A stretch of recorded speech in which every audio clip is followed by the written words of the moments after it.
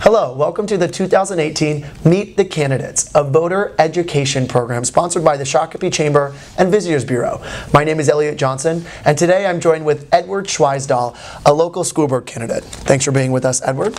And why don't you start by giving us a brief introduction of you and why you chose to run for the school board. Thanks for having me. Just a little bit about myself. I am a 28-year resident of Shakopee. I am also a 1991 alumni graduate of Shakopee High School. I'm married to Katie Reese Schwaesdall, who's also an alumni. We have 6 children, 3 of who graduated from Shakopee, 2 are currently in the high school, and a 6-year-old who's in first grade. My work, I've been involved in the community for the past 26 years at Pablo's Restaurant in Shakopee here. Current owner the last 3 years. A little bit about Pablo's, why it brought me into Shakopee and the school district is it's my father's side, which brings the Hispanic heritage into our family and why we opened a Mexican restaurant. So I have a little bit of diversity on that avenue for being part of this great community. Also with working, I have been in public safety for 17 years. Of which I am no longer a part of, but in that 17 years it gave me the ability to work with fire boards, commissioners, and councils. And along the lines of that, some of my accomplishments include gaining my master's degree in public administration. So kind of wrapping it all into why I'm running for school board, I want to use my degree that I have from Grand Canyon University and try to give back to the community even more. And I also feel that, other accomplishments in my life are my 2 children that I adopted from Russia that came to this country without any English ability and went through the school system and picked up English and became graduates. So along with my heritage, I also believe that I saw firsthand what our English learning language courses give to our diverse community. So with that, I guess other experiences, I was on the Lions, in the Lions Club, some hockey boards out in the state of Wyoming. So a lot of volunteer organizations in Shakopee that I help out with doing fundraising for. So Wonderful. The first question is, school board members serve their districts using a model known as board governance, whereby the superintendent and district administration manage and the school board members govern. Please explain the importance of the 2 roles and how they differ from one another. I believe board governance is very important to keep away from the management aspect. I think there's a fine line of it being crossed and boards micromanaging what our CEO, the superintendent, is supposed to do. I believe a school board has really 3 things that they should be responsible for, and that's setting policies and expectations of their superintendent, exercising financial stewardship. We get the taxpayer money in our school budget and we set the budget of where the money is appropriated, and it is the superintendent's part to manage that budget once the board sets that. Last, I think, as a school board, we are, you could call it a liaison with the community. We're the face of the school district, and we need to be available to the general public to ask questions and give concerns. And as a board, that's where we take and meet and solve the problems and set policies and expectations for our superintendent, who on that side of it manages and runs our employees and our district employees and spends the money the way that he needs to spend it, he or she, as we're in the hunt for a new superintendent. So, and then it's their job to report back to us as a board. So I think those lines need to be really separated so that we're not micromanaging that role. And so. Great. The next question, what ideas do you have for rebuilding the district's fund balance? What should the fund balance be and by when? Let's go to the second part. The fund balance, what should it be? Ideally 8 to 10%. Right now, I believe our schools are right around roughly 1%. So we have a little bit of a deficit that we have to make up. How do we get there and when? People don't like it. It's called an operating levy. It's going to possibly raise taxes, and people are fearful of that. I think the school district's done a fantastic job in the board of making as many cuts as they can without trying to hurt our children and their education. So in that, I believe there is no more to cut. I think they've trimmed as much as they can, and in the end, the new school board, which I'm hopefully going to get onto, can decide as a whole if we're going to set an operating levy to rebuild that fund. And in doing that, I hate to say that your taxes could go up, but if you look at the school district, we have some mortgages coming due, which on some of our buildings. So in aspect, it could be a wash and we pay no more taxes. It just goes into a levy so that we can maintain great teachers and retain them so they don't leave districts to get more money,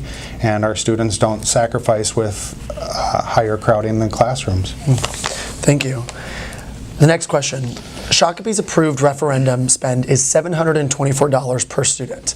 The state average is $1,297, and comparable districts are $1,728. Is Shakopee spending enough per student, and what is your recommended per student allowance? Again, it kind of goes back to the finances. We're spending what we have the ability to spend. Is it enough? No, it's never enough. It would be great to be at the state average of, close to $1,300. But right now, with what we have, that's the most that the school district can allot per pupil for spending. In that aspect of it, I believe we have to remember Shakopee has a huge demographic of students who are on free and reduced lunches. Families that can't afford all the activities that our school gives, so that does hit our bottom line. And when people compare us to other districts, they have to be comparable to our demographics here in Shakopee. They're not, if you look, a lot of them aren't giving a huge portion of their money to free and reduced lunches. Their kids are paying for it. Shakopee, we don't have that because we do support that, and I think that's what makes Shakopee unique and successful. We have a thriving community, and our schools system likewise. The next question: what is your view on the Academies of Shakopee model? How will you ensure its success? First off, I don't like to call it the Academies of Shakopee. I like to consider it authentic learning to create connections to their future. I think we're creating our future for our young adults that are in the high school. I think it's a fabulous model. I think we're going to be a role model for other schools across the country. How long? I believe we have to let it run its course. 4 to 5 years. I believe a lot of the sponsors of the authentic learning process have signed up for a 5-year commitment with their staff and their dollars. So I think over every year we reevaluate and make changes where they need to be made and continue to improve the process. I think in the long run it's going to help our kids that go to college save money. Instead of going to college the first year and deciding that this isn't the career path they wanted and wasting all that money and changing colleges, they can do that in high school. They can take a path when they don't like it. They can say, well, I want to switch to this because I think it better suits me and what I want to do. And I think they'll see a lot of success and go to college and not waste a year of learning at a university when they could have did it in high school. Myself, if I would, for the second part of that question, if I was not a school board candidate and going to school, I would have picked the business and entrepreneurship.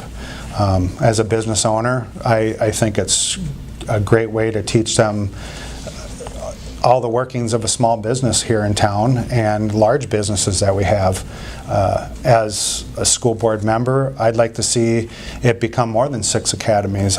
Being a part of a restaurant, I'd like to see a culinary program be brought into the school and have all of our local restaurants contribute to that, and get our students that are involved in cooking, baking, and aspects of restaurant and hospitality get involved and even expand our academies. So I think it's a fabulous program, and I think our school board, current school board, deserves a pat on the back for the hard work they did, along with the community members that established it. Great.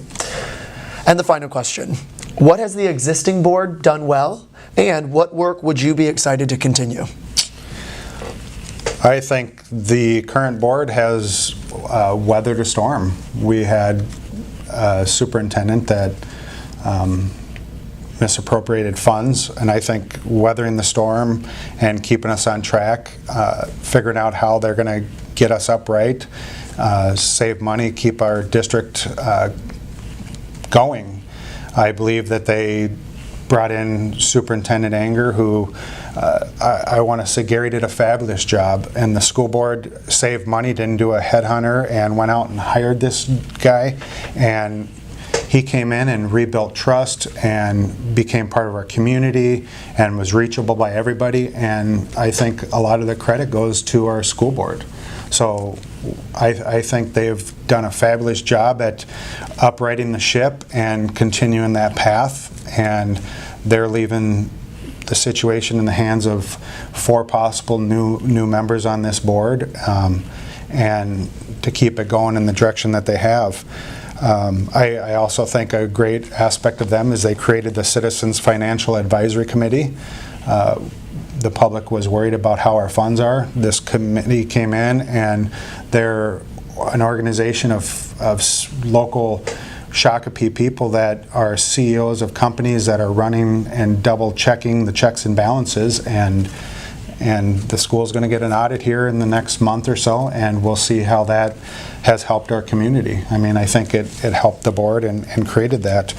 And I think in continuation of that, I think to continue, I think we keep, as a board member coming on, we keep rebuilding trust in our community as a school board and a school district. Continue with financial stability, getting our funds to where they need to be, and letting people believe in that. And last, I think to continue to create the authentic learning experience at our school. You know, people call it the Academies, authentic learning, whatever your choice of words is to keep doing that and make it work. I think it's a fabulous model, and I think we're going to be in the forefront of other public schools out there. Great. Well, thank you, Edward Schwaesdall, local school board candidate, and thank you for watching the 2018 Meet the Candidates.